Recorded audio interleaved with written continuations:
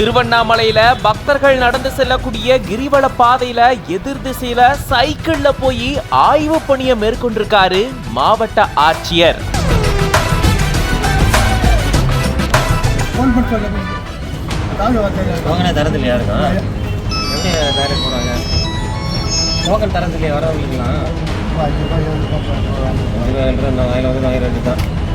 ஒரு சிஸ்டம் இல்லையா, எவ்வளோதான் காசு பண்ணாச்சு இதை ஒட்டுக்கான்னு சொல்கிறோம்ல.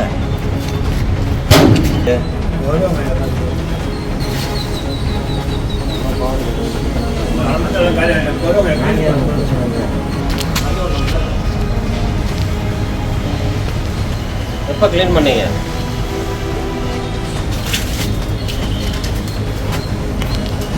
கட்டண கழிப்பிடம் சுத்தமில்லாமலும் சுகாதாரமற்ற முறையிலும் இருந்ததை பார்த்து ஆட்சியர் அதிர்ந்து போனதா சொல்லப்படுது. லட்சக்கணக்கான பக்தர்கள் பயன்படுத்தக்கூடிய கழிப்பறை மோசமான முறையில் இருக்கிறதா சொல்லி ஒப்பந்தத்தை கேன்சல் செய்ய சொல்லி ஆட்சியர் உத்தரவிட்டிருக்காரு.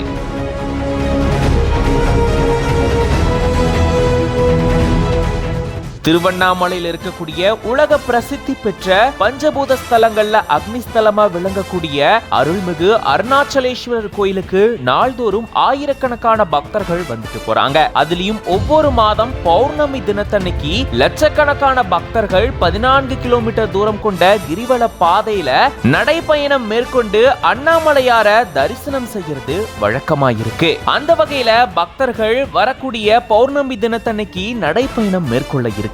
அதுக்காக கிரிவல பாதையில மாவட்ட ஆட்சியர் பாஸ்கரன் பாண்டியன் அவர்கள் சைக்கிள்ல போயிட்டு ஆய்வு பணியை மேற்கொண்டிருக்காரு. கிரிவல பாதையில பக்தர்களுக்கு போதிய அடிப்படை வசதிகள் இருக்கா அப்படின்னு ஆய்வு மேற்கொண்டிருக்காரு மாவட்ட ஆட்சியர். குடிநீர், கழிப்பிடம் உட்பட இந்த வசதிகள் இருக்கா அப்படின்ற ஆய்வு பணியை மேற்கொண்டிருக்காரு. அப்பதான் அருணாச்சலேஸ்வரர் திருக்கோயிலுடைய ராஜகோபுரம் முன்னாடி நகர மத்திய பேருந்து நிலையத்தில் இருக்கக்கூடிய கட்டண கழிப்பிடத்தையும் போயிட்டு ஆய்வு செஞ்சிருக்காரு.